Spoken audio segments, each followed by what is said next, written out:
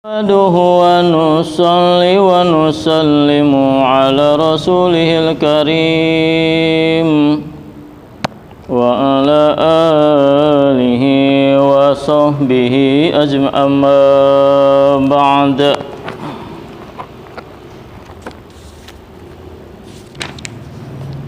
Bismillahirrahmanirrahim. Fadilah Ramadan.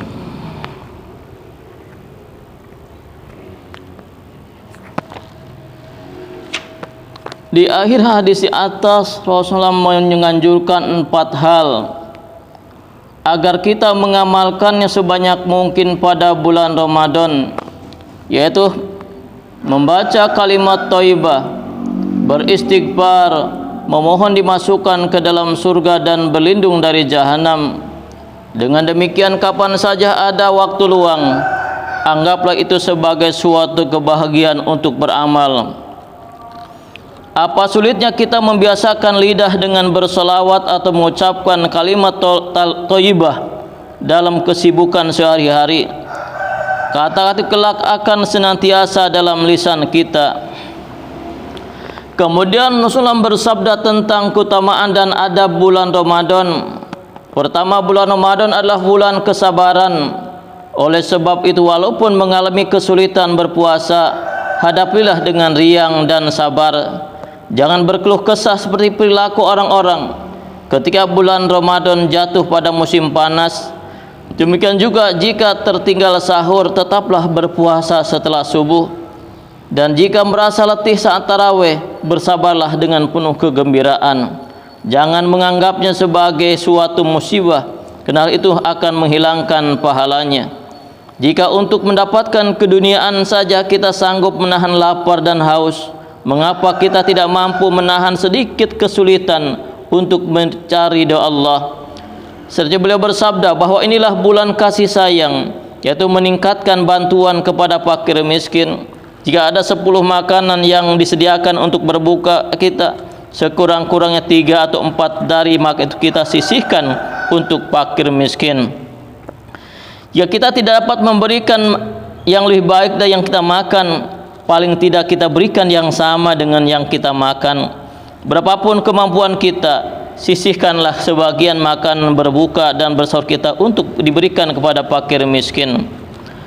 Dalam setiap urusan, para sahabat anhum merupakan contoh nyata bagi kita. Keteladanan amal soleh mereka telah terbuka untuk kita ikuti. Terdapat ratusan bahkan ribuan peristiwa pada diri mereka yang dapat membuat kita kagum. Lihatlah salah satu contohnya, seperti yang diwakilkan oleh Abu Jaham anhu. Ketika berlangsung perang Yarmuk, ia berkata, "Aku pergi mencari saudara sepupuku dengan membawa kantung kulit berisi air untuk minum dan untuk mengobati lukanya. Ia masih hidup. Jika ia masih hidup, aku menjumpainya sedang terkapar. Aku bertanya, apakah ia memerlukan air? Ia memberi isyarat mengiyakan. Kebetulan ketika itu terdengar rintihan seorang di dekatnya. Ia menunjuk ke arah tersebut dan menyuruhku agar memberikan minum kepadanya. Aku pun mendatangi orang itu. Ketika aku hendak memberinya air, terdengar lagi suara rintihan di dekatnya. Orang itu pun mengisyaratkan tangannya kepada orang ketiga agar aku memberi minum kepadanya terlebih dahulu. Aku mendatangi orang ketiga, tetapi aku sampai nyawanya telah tiada. Aku kembali ke orang kedua, ternyata ia pun telah meninggal dunia. Dan ketika aku kembali ke sepupuku, ternyata ia juga telah meninggal dunia. Demikianlah sifat ithar para pendahulu kita. Mereka merelakan air minum mereka untuk orang lain ketika mereka hampir mati kehausan. Semoga Allah meridhoi mereka dan beri kita kemampuan agar dapat mengikuti langkah kehidupan mereka.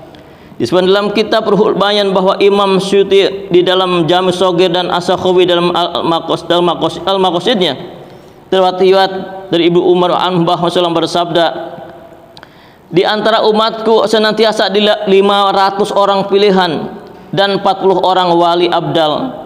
Jika salah seorang di antara mereka meninggal dunia, maka langsung akan ada penggantinya. Para sahabat bertanya, apakah amalan istri mereka? Beliau bersabda, mereka memaafkan para pendolim, bermuamalah dengan baik walaupun kepada ahli maksiat, dan berbagi kasih sayang dalam rezeki yang mereka terima. Hadis menyebutkan, barang siapa memberi makan kepada orang yang lapar, beri makan kepada orang yang telanjang, memberi pakaian kepada orang yang telanjang, dan memberi tempat bermalam kepada musafir, Allah pasti akan menyelamatkannya dari ketakutan pada hari kiamat. Yahya Barmakun biasa memberikan 1000 dirham kepada Sufyan Tsauri setiap bulannya. Lalu Sufyan Tsauri bersujud kepada dan berdoa, ya Allah, Yahya telah mencukupi keperluanku di duniaku, maka mulai rahmatmu yang besar cukupilah kebutuhannya di akhirat. Dan setelah Yahya meninggal dunia, ketika orang-orang melihatnya dalam mimpi, mereka bertanya kepadanya, bagaimana keadaanmu? Yahya menjawab melalui doa Sufyan, Allah telah mengampuni dosa-dosaku. Selanjutnya Salam bersabda tentang keutamaan memberi makan kepada orang yang berbuka puasa. Hadis meriwayatkan bahwa selama bulan Ramadan, para malaikat memohonkan rahmat bagi orang yang memberikan makan kepada orang yang berbuka puasa dari nafkahnya yang halal. Dan pada menurut Qadar, Jibril alaihissalam akan berjabat tangan dengannya. Dan barang siapa berjabat tangan dengan Jibril alaihissalam, tandanya adalah hatinya menjadi lembut dan air matanya akan mudah menangis. Hamad bin Salam alaihi ada seorang muhadis yang masyhur.